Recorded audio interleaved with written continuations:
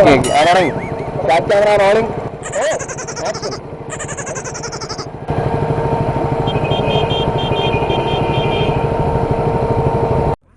Riders on the storm. Hello YouTube, this is Biker Buddy and I welcome you all to my channel. So in today's video I will be giving the ownership review of 2017 KTM RC200 which belongs to a friend of mine. As promised earlier, I am going to give my first impression as well as 2-month ownership review. So first of all, let me start with the first impressions. First impression is actually awesome. After riding the CBR 250R for quite a bit of time, I feel that the acceleration in RC200 is Hoonigan as it is known for, and the engine is actually more refined than the 2015 or the 2016 RC200. And this bike, it actually is very much flickable, as I have got a couple of chances in the traffic to flick it around.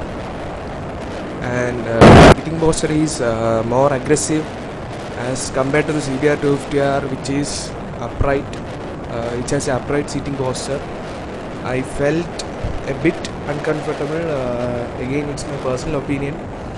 But later on, when I gripped the tank, my hands became a bit free, and that uncomfortable feeling went off. Actually, it diminished to zero. And talking about the bike, it is a 200cc, the same specs as the Duke 200. The only difference is in the chassis and the body. This is a race derived one, and the Duke 200 is a naked sport, as you all know. This is where the similarities end between these two bikes. And talking about this bike, the difference between the 2016 KTM RC200 and the 2017 RC200 is mainly it is BS4 compliant, and of course these paintwork has changed. This one is a glossy one as opposed to a matte grey color which was available in the 2015 and the 2016 edition of RC200. Its arch rival is the bike which is flying in front of this bike right now, that is the CBR 250R. But unfortunately the CBR 250R is BS4 compliant, and now it is illegal to send BS4 compliant vehicles in India after April 1st. So that means now there is no stiff competition in terms of a sports bike for the RC200. And talking about the fuel economy of this bike, my friend, he actually gets average of 45 in the city, and in mixed riding conditions he gets around 40. The funny part is that no one believes that this bike gets a mileage of 40. We can never complain these people because they actually confuse the looks of the bike with its performance, and there is fuel economy claims. So the next thing is maintenance. This bike actually standing here, it actually had 2 crashes. We can't actually call it a crash because it was due to carelessness. First one was my friend, he forgot to put the side stand and this bike fell and the mirror broke. So we had to replace it. It costed around 1,800 rupees.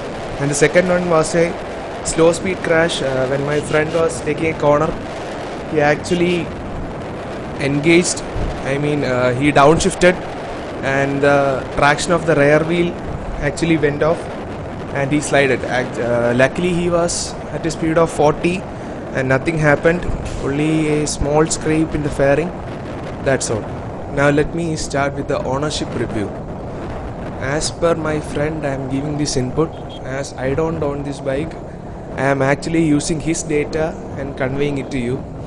As per him, it was his best choice to choose the RC200 as he feels it has the right amount of power, right amount of fuel economy, and right amount of looks for the Indian roads.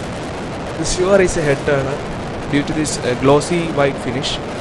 It gets a mileage of around 45, and he has actually clocked speeds of 130, I think 130, 136. So this is the perfect thing for the Indian road conditions for day-to-day use.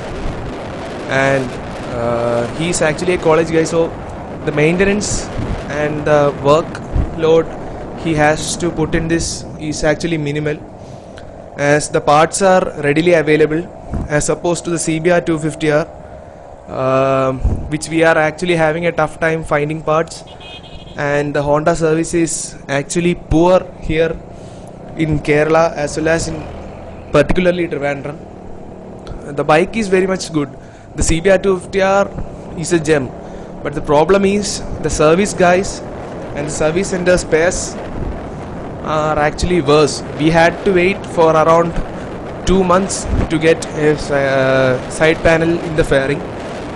So we are very much lucky with the RC200, as it took around only 2 to 3 days to get the rear view mirror. So maintenance part, it's a very good experience.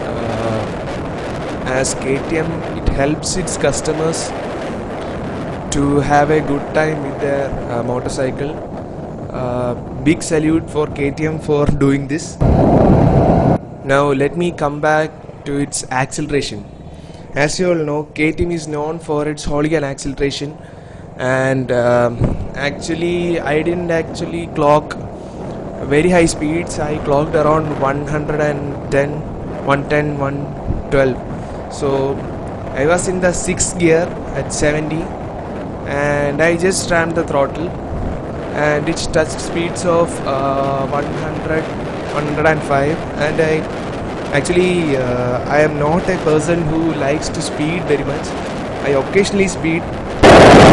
So that's all from my side. On the whole, as a summary, I would like to tell the RC200 is the most economical and rider friendly bike, I mean sports bike, in the city conditions in India, as it is not so cheap, but it's cheap to maintain as compared to its rivals, and has a bit of race potential as well, so that you can also take it to the track. It is actually a value for money product. That is what KTM is actually known for, right? So about the cornering capabilities, I actually got a small chance under controlled environments, and this bike actually handles well. You can actually hug the corners. That is the main specialty of this bike. So that, don't forget to like, don't forget to subscribe, and if you have any doubt, please do ask in the comment section below. Riders on the storm.